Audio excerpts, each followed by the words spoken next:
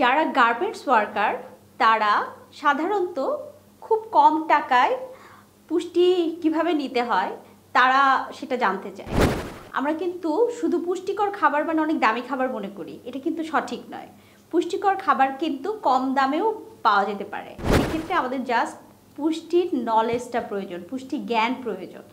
যেমন আপনি সকালবেলা যদি পান্তা ভাত খান, সেটা হচ্ছে প্রোবায়োটিক্স হিসেবে কাজ করে। তার সাথে যদি আপনি পেঁয়াজ খান, এটা প্রিবায়োটিক্স হিসেবে কাজ করে। এতে আপনার গাট হেলথ যেমন ভালো থাকে, আর গাট হেলথ ভালো থাকলে আপনার ব্রেন ভালো থাকবে, আপনার শরীর ফিট থাকবে। একটা কথা আছে যে আপনার যদি গাট হেলথ খারাপ থাকে তাহলে কিন্তু আপনার পুরো বডিতেই বিভিন্ন রোগের সৃষ্টি হতে পারে। তো যারা কম টাকায় ভালো পুষ্টি পেতে চান সেক্ষেত্রে খাদ্য সিলেকশন খুব বেশি জরুরি। যেমন আপনি দামি ফল না সিলেক্ট করে আপনি কম দামি ফল সিলেক্ট করতে পারেন।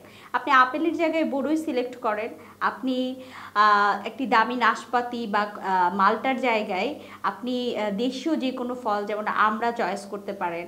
আপনি একটা কলা আপনি খাদ্য তালিকায় রাখতে পারেন, বাইরের বাটার বন বা অন্য খাবারের কে আপনি পাশ কাটিয়ে আপনি বাদাম রাখতে পারেন আপনার প্রতিদিনের খাবারের তালিকায়।